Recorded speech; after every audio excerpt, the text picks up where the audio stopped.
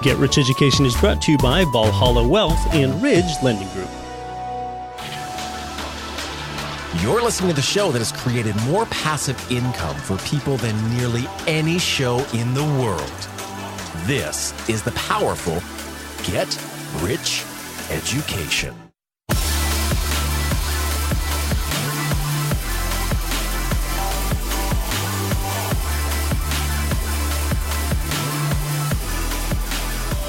Hey, welcome to GRE. This is Get Rich Education, episode 174. I'm your host, Keith Weinhold. I'm bringing you today's show from the Dominican Republic, and I've got some material to share with you that you've probably never heard before in your life, and it is going to have a deep impact on your life, your perspective, and your outlook, both inside and outside of investing.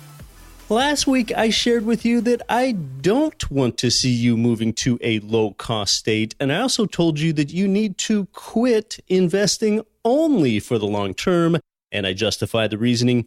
You know something else that you've probably never heard because no finance show wants to say it out loud like this? You want to increase your expenses. Yes, you heard that correctly. What kind of financial blasphemy is this? You want to increase your expenses. Well, maybe not right now, but at least over the long term, yes, you do want to increase your expenses. That's how you increase your standard of living, increase your quality of life, and buy back your time with money.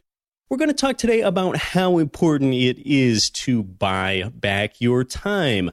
No one really wants to cut their expenses, but that's what traditional financial planning focuses on.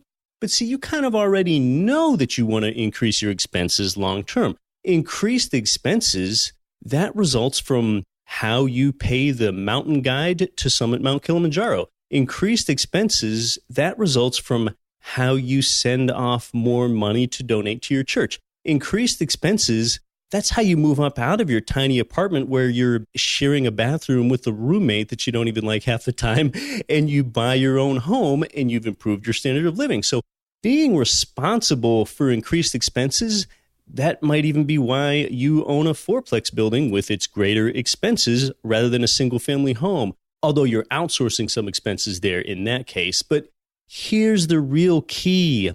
You need to increase your income at the same rate or faster that you increase your expenses. Okay, that's how increased expenses are a reflection of your prosperity rather than a road to poverty.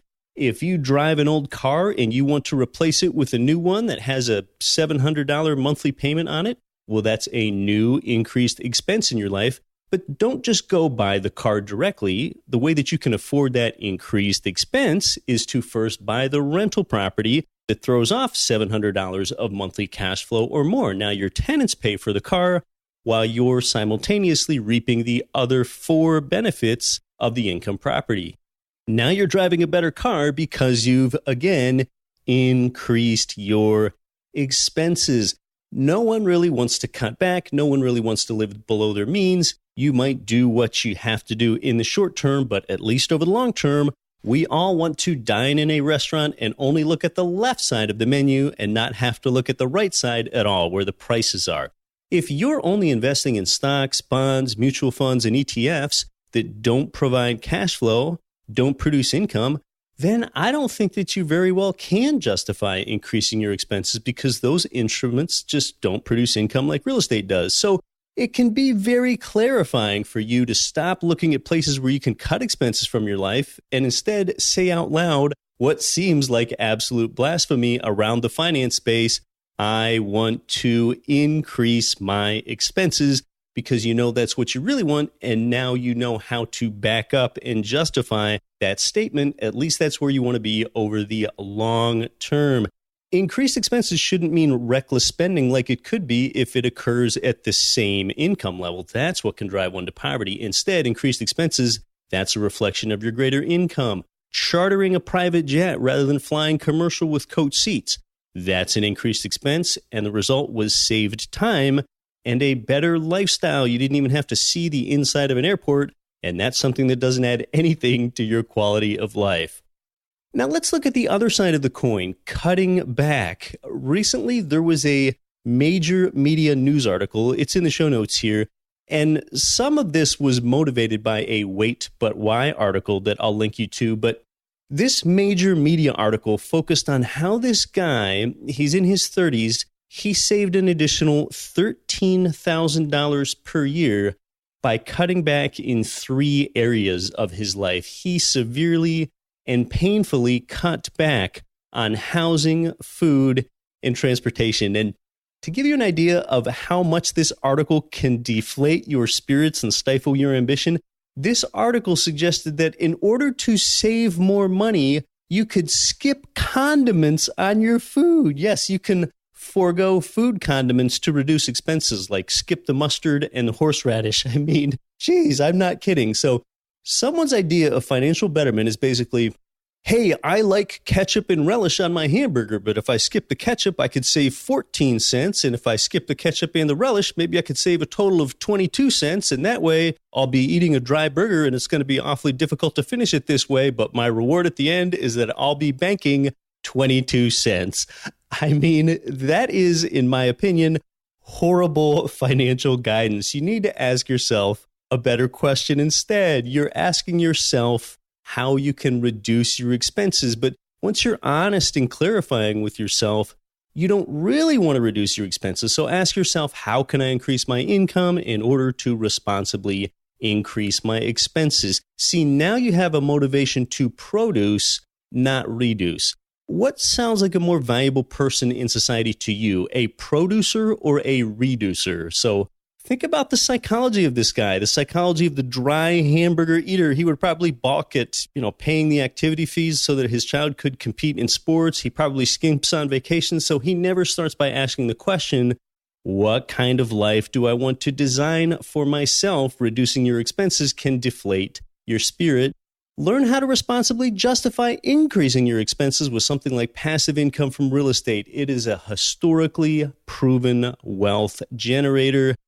Just like you know that you really want to increase your expenses, but you've just never heard anyone say it, you are also worth a lot more than you think. You have more potential in you and more value than you even know. I want you to do something for me right now, okay? Just glance over at your right shoulder. Unless you're driving or something, just humor me and look at your right shoulder quickly. All right, now if someone wanted to sever your arm at the shoulder such that you would lose your entire arm, would you do something to prevent that from happening? Yeah, you sure would. You would probably give them $1 million if you had to in order to save your arm. All right, now look over at your right wrist, further down your arm to your wrist. What if your hand were severed at the wrist and there's no way to re-sew it and you didn't have a right hand for the rest of your life? Well, that hand is smaller than your entire arm, but yet I'm sure you would still give $1 million to save it. So your hand is worth at least $1 million to you then. Well, a hand, that's just a tiny part of your whole body. So you're basically telling me that you're worth at least $10 million. Well, then you know that you have $10 million worth of potential in you. You really value life. Your body, your worth, your potential, you put a high value on yourself. Well, then if you do, you should also be treating your time like it's worth an awful lot then. Most people are content with settling for a small life where they also make a small impact on others. Let's talk about the motivation to create passive income so that you can buy back your time. Now, did you know that if you use a pen to make a little dot on a sheet of paper, you can actually fit enough dots on one standard sheet of paper such that each dot represents a day of your life? Just imagine how that would look on a sheet of paper. 365 dots times, say, 90 years of your life. Each day as a dot does fit on one sheet of paper, okay? So each of those dots is only a single Tuesday or Friday or Sunday in your life, yet it fits on this sheet of paper. Instead of measuring your life in units of time, you can also measure it in activities or events. Now, let's just say that you're 30 years old for the sake of this example. We're going to continue to be optimistic, and we're going to say that you live until you're 90, all right? Well, you've only got 60 autumns left in your life. You've only got 60 more times that you'll see the leaves turn color and fall down onto the ground. If you're 30 and you're going to live until 90, maybe you've only got 60 Super Bowls left then. Maybe you enjoy swimming in the ocean. Unless you live near a warm coast, you might only go swimming in the ocean once per year. So as weird as it seems, you might only go in the ocean 60 more times in your entire life. And that includes that you'd still want to swim in the ocean when you're age 80 and 90. How many books do you read in a year? Most don't read any, but what if you read about 5 books in a year?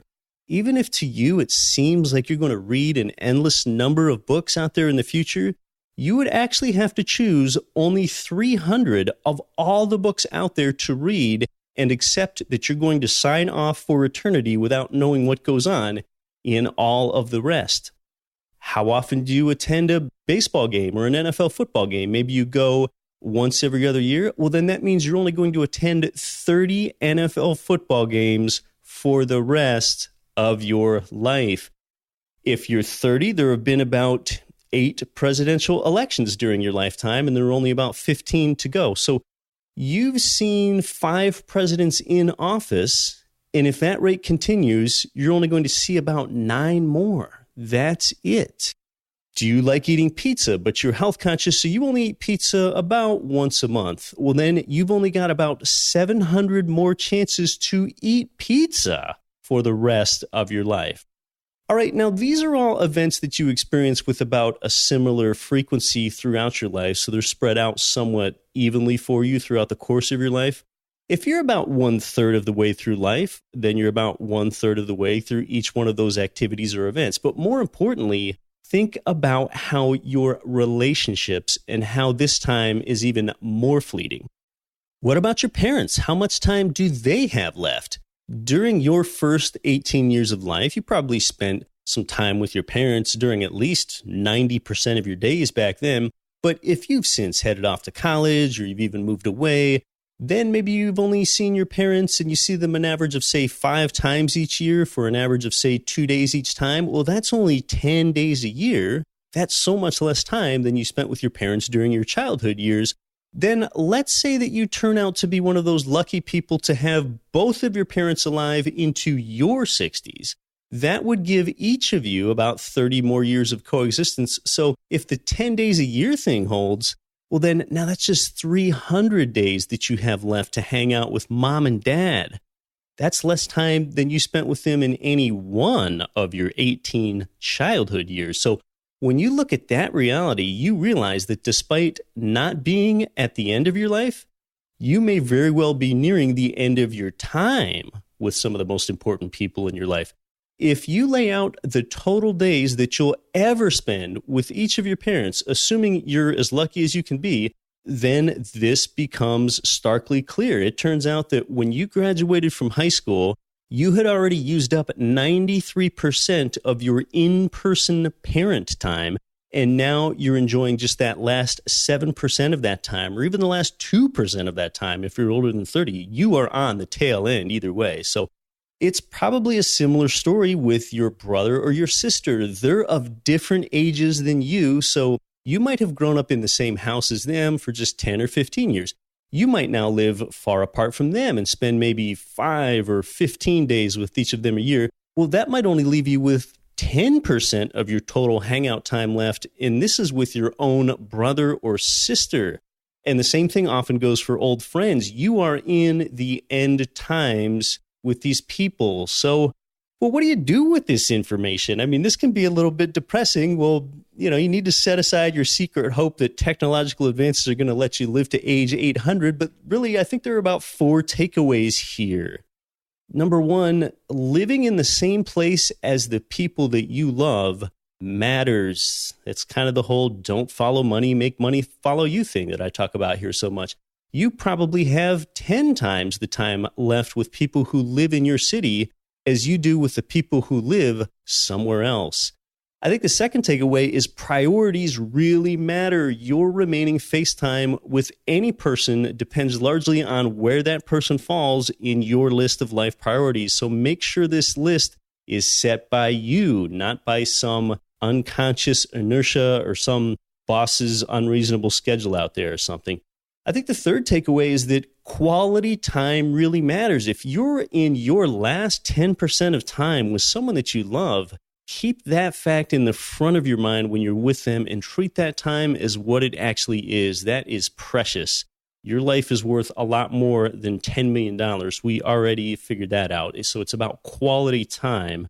And then I think fourthly and finally is passive income helps solve this problem. We're talking about income that you're not trading your time for and where you're not tethered to just one geography.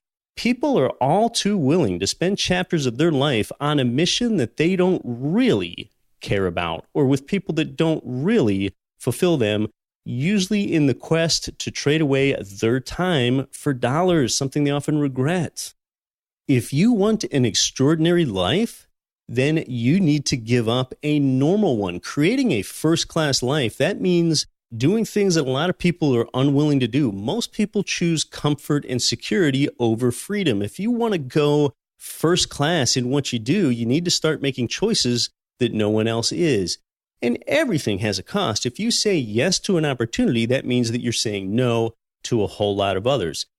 Unfortunately, most people just choose good opportunities, not great ones. That's kind of settling. That's saying, oh, that's good enough. They don't have the patience or the poise to pass and wait for something better. It does take patience in the beginning to build this on the side. It might even take some expense cutting, but that's just not where you want to be long term. So build a lifestyle such that you can do what you want to do, live where you want to live, and be with who you want to be with. That is financial freedom. And you know, the guy that skips his hamburger relish, he is not going to create financial freedom no matter how often he goes ahead and skips that ketchup or whatever. The tragedy of life is not death, but what we let die inside of us while we live. That's Norman Cousins.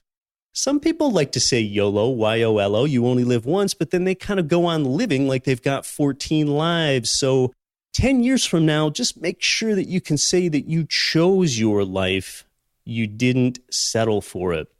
You know, I've never really related to the person that says, I'm just killing time about any part of their life. I don't really know if you want a person like that in your life. Since life is made up of chapters of time, if you're killing time, then you're really just killing yourself. They say that hell on earth is that if on the last day of your life, while you were lying there on your deathbed, that what you do is you meet the person that you could have become. Don't meet the person that you could have been and then find out that they're substantially different than what you really made of yourself by settling.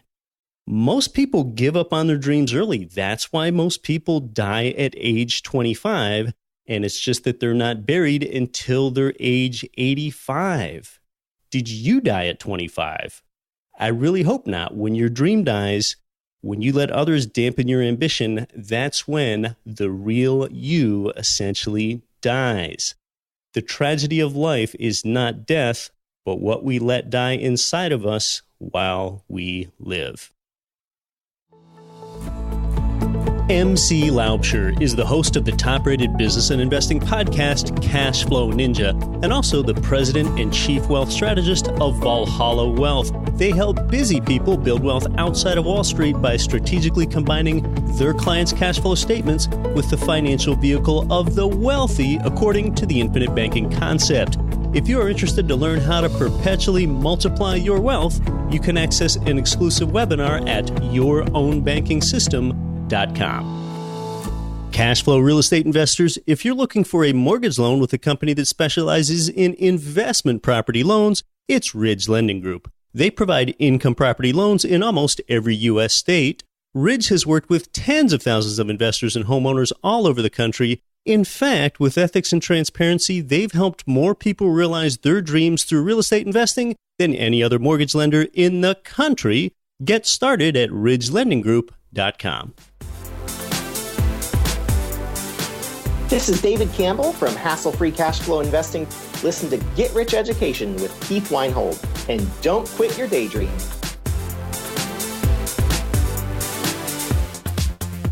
Yeah, remember that music? That was the original theme music for the show here. I'm in the beautiful Dominican Republic today, just vacationing well with my wife after I spent most of last week checking out cash-flowing real estate markets in relatively nearby Florida. After my time here in the Caribbean, we made the long flight back to Anchorage, Alaska, and then I'll only be there for 11 days. Then I'll be making another long trip to Belize. I'll be in Belize for about 6 days to check out some real estate opportunities for you there. And these are some really long flights. If you look on a map or a globe, just check out how far it is from Anchorage to Florida or Anchorage to Belize in order to get some appreciation for it.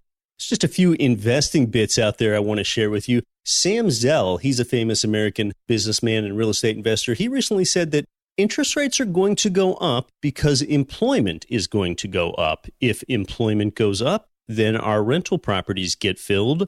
The reality is that increased economic activity combined with increased interest rates is basically bullish for real estate. That's what he said. Yeah, I generally agree with that. Most people thought interest rates would have been far higher by now, and they've still been pretty sticky at these relative lows. Most everyone expects the Fed to make a few rate hikes this year. Higher mortgage interest rates, which are not tied to Fed rates, by the way, but higher mortgage interest rates can obviously squeeze your cash flow on new purchases as the cost of money goes up. But remember, higher interest rates mean higher rent incomes for you. That's because renters that want to be first-time homebuyers can't be first-time homebuyers when higher mortgage rates makes it more difficult for them to qualify, and it's affordable for fewer people. That drives rental demand for your income property. Hey, well, as far as the Sam Zell quote or the article about the guy who cuts back on hamburger condiments, we've had discussions about those things over on our Get Rich Education Facebook page, so feel free to join in over there. I also made a video about how you actually do want to increase your expenses. That's on our Get Rich Education YouTube channel so that you can see more there. There are a few things that you want to keep in mind as an investor that have to do with taxes, LLCs, and appreciation versus cash flow. I think that some people have a real misperception about taxes. Yes, taxes are important. They're our greatest expense. But even Rich Side Advisor Tom Wheelwright, who you would think would have a motivation to want to overstate the importance of taxes, even he says, don't let the tax tail wag the dog. And I want to talk about what I think he means. Because look, when you're talking about an investment, your return, that's like an entire pie, and taxes are just a piece, a smaller portion of that pie. So just say that you have two pies in front of you, a big pie and a little pie. We'll say that the big pie represents a 20% return. So you've got a big 20 there, and the little pie represents an 8% return. So we've got a big 20 next to a little 8. Well, I would rather have the big pie and pay a 50% tax on it and only get to eat half of it, meaning that half of it were taken away, that 50% piece. Because half of a 20% return is a 10% post-tax return that I've gotten from this big pie. I'd rather have that than pay a smaller 25% tax on the little pie, because if 25% is taken off the little 8% return pie, well, then the little pie's post-tax return is just 6%.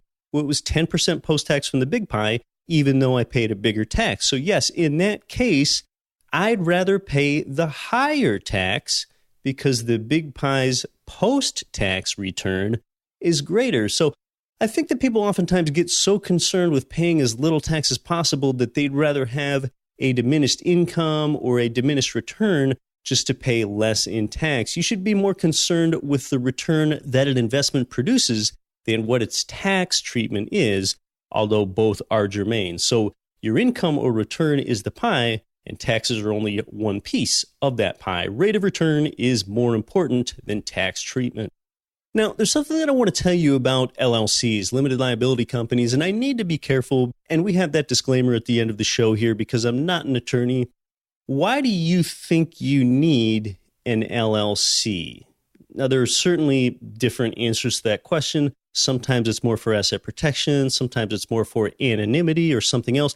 If you're just starting out and your portfolio is relatively small, just consider here, foregoing forming LLCs until you've got something to lose that's more substantial. If you've only got 2 turnkey properties with 20 or 30% equity in them, and you don't have a lot of other unprotected assets in your life, then ask yourself why you're forming an LLC at all. What assets do you have to protect? And everyone has certain risk tolerances, and I understand that, but you really need to ask yourself that question, because forming and maintaining an LLC, that often means that now you have to maintain corporate structure, engage a registered agent, have separate accounts. Then if you want to refinance the property, you often need to quit claim deed ownership between your own name and an LLC name. And, before you go through all that, just first ask the question, now, why do I want an LLC? And then ask, how many assets do I really have to protect here? Look, sometimes before the LLC layer even gets challenged in a lawsuit, you have other layers of protection that require following fewer corporate formalities or none of them. Your landlord's insurance policy, sometimes that affords you some pretty good protection already. Having a low equity position, that means there's less low-hanging fruit for a plaintiff attorney to go after. But actually, do you know what your first line of defense is in a lawsuit? It's really something that almost everyone overlooks. Maybe you think it's the low equity position, or you think it's the landlord's insurance policy, but it's not. Or maybe you think it's umbrella insurance. Nope, it's not that either. Your first line of defense is being a good operator. It's simply being a good operator, seeing that your property is taken care of, your premises are being maintained in that clean, safe, affordable, and functional condition. Your manager's doing their job. That's your first line of defense. It's being a good operator. You know what else you need to consider before setting up and getting overly concerned with the nuances of LLCs? It's the fact that lawsuits are actually rare. I've been an income property owner for more than 15 years, and I have had countless tenants. I've been around this industry since 2002, and not only have I never even been threatened with the slip and fall or any similar type of case, but I've never even known anyone that has. I mean, zero. Nobody. You probably don't know anyone that's had it happen either. So lawsuits are rare, and then an LLC, it may or may not even help you out that much. If you think that you need to know everything about LLCs before you even start building passive income and buying your life back, you just have to ask if that's really the best use of their time. Throughout your investment life, you're going to spend the earlier part of your life growing your assets, and then the later part of your life protecting those assets down the road. Now, I do use LLCs because I have a known name in the industry and I don't want to be a target. Now, I cannot absolutely discourage you from setting one up or watch. That's when someone will have something bad happen. But ask yourself why you're setting up LLCs and weigh the risk versus the reward and the cost versus the benefit. And really the last thing that I want to tell you to keep in mind out there, in addition to taxes and LLCs, is appreciation versus cash flow. As cash flows continue to get squeezed in markets, keep in mind that cash flow is what enables you to control a property, but appreciation is often where you receive a greater return. I think I mentioned before that most every property I've ever bought, and I've owned for a few years and then sold, whenever I've gone back and kind of done a forensic analysis on where my greatest return came from, I receive more financial benefit from appreciation than I have from cash flow. It's that power of leverage. Compound interest is lame, and it's leverage that helps you create wealth. That's just a little something to consider while you're looking at a market like in Dallas and you see that cash flows are becoming thin while the appreciation potential looks great.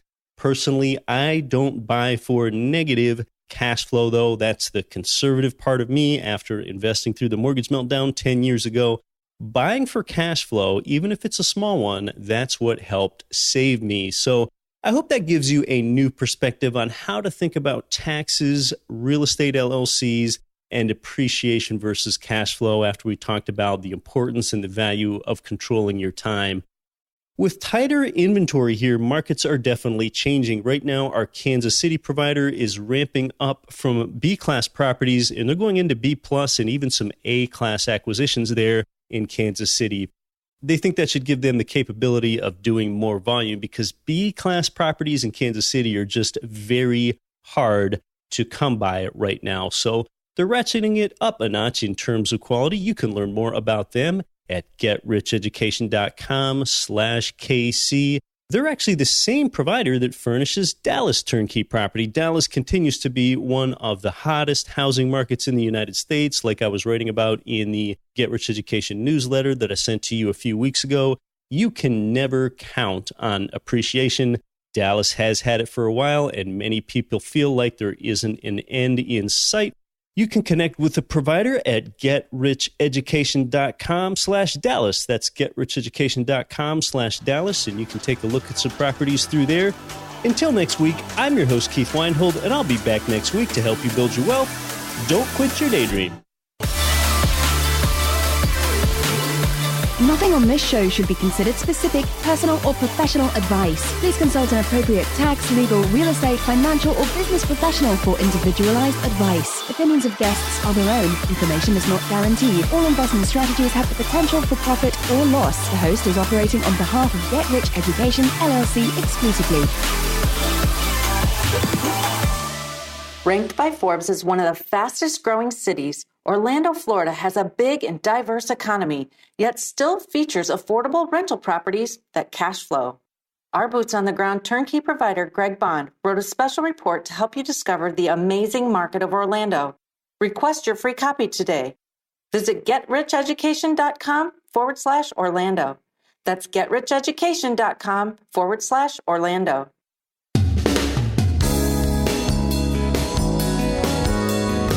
The preceding program was brought to you by your home for wealth building, getricheducation.com.